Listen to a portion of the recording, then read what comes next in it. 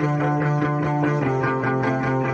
to the GATE classes. In the last lecture we have seen how time complexity can be calculated for all those programs where only sequential lines are there.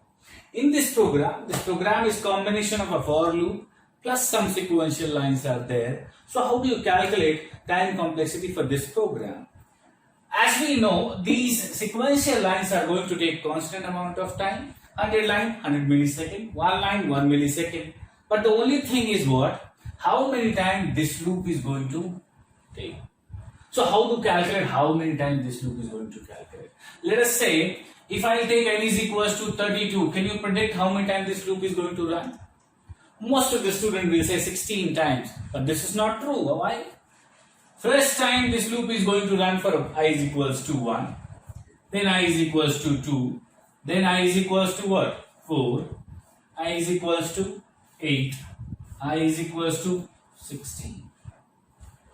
Then the moment I will become 32 will come out from the loop.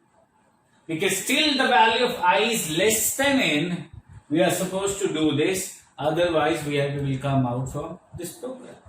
So how to find? That means in this case, how many times this is going to run? Only 5 times. Are you getting my point? In the same way, if I take n is equals to 64, then how many times this is going to run? One more time. That means now 1, 2, 3, 4, 5 and 6 times. So this is how, if the value of n is given to you, you can calculate how many times this loop can run. But if the value is not known to you, then how do you calculate? How do you predict how many times this loop is going to run? So let us say how the value of I is going to be increased. First time value of I is what? 1. Next time 2. This is how I is going to progress. I is going to be 4. I is going to be 8. I is going to be 16. In the same way, let's say after kth time, I is going to be 2 to the power k. How much? 2 to the power k. Now, you can see at what time you will come out. At what time you will come out from this loop. At what time? What is the condition to come out from this loop? Whenever I, till I is less than n, will keep on continuing printing a myth. But the moment this I will be greater than or equal to n, this loop is going to stop, will come out from this loop. And how the value of I is getting progress, 1, 2, 4, 8, 16, something like this. This 1 can be written as what? 2 to the power 0. This 2 can be written as what? 2 to the power 1. This 4 can be written as what? 2 to the power 2. Similarly, 2 to the power 3. After kth interval, let's say 2 to the power k. So what is the condition? On the basis of that we will come out. Whenever I is going to be greater than n, we will come out. We don't know at what level this is going to be true. Let's say at kth level, this value is going to be true. That means at kth level, what will be the value of I? 2 to the power k. And if this is going to be greater than n, we will come out for sure. Now calculate the value of k. Now how to calculate value of k? Simply take log both the side. Base you can keep 2. Now log base 2 to the power k can be written as what? K. That is k, whenever k is going to be greater than or equal to log n base 2, we will come out from that program. Now take any value of n. Let us say n is 4.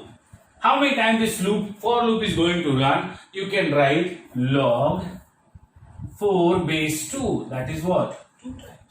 You can say whenever till I is less than n, this is going to run. So this will run for I is equals to 1, I is equals to 2. Whenever I is going to be 4, 4 is not less than 4, it will come out from the loop. That means how many times this loop is going to run? Only 2 times. For I is equals to 1 and I is equals to 2. Let me take another value. Let me take 8. Now tell me how many times this is going to run? 2 to the power 8. This is nothing but what? 3. Now you can see this loop is going to run how many times? 3 times. 1 for I is equals to 1, then 2 and then 4. Whenever I is going to be 8, will come out from this program. This point is clear enough? Similarly, if I am going to make change over here, if I am going to write here I is equals to I into 3, now if I am asking how many times this loop is going to run, How do you do the analysis? In the very same way. The value of I is going to run, first time it is going to be 1, next time it is going to be what? 3, then 9, then 27, then 81 and so on.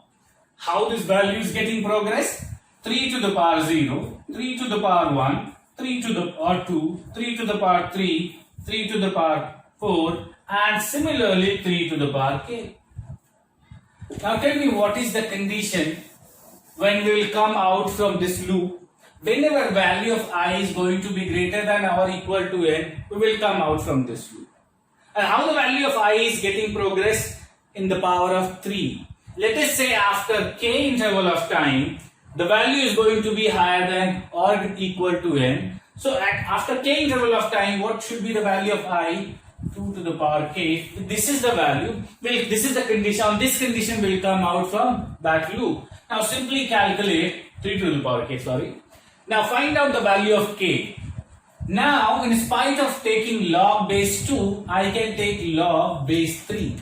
If I take log both the side of base 3, this will give me k and this will give me what? Log n base 3. And that's all, work is solved. Log n base 3, now you can take any value, you will get the correct answer. Let us say n is 9. How many times this loop is going to run? This loop is going to run for I is equals to 1 and I is equals to 3. Next time the value is going to be 9. 9 is not less than 9. You can check the log 9 base 3 is also going to give you what value? That means if you will have this question ever, if something value is getting multiplied, let's say I is equals to I into 4. Same concept, I can write log n base 4 now. If it is 5, I can write log n base 5. As simple as that. This point is clear enough?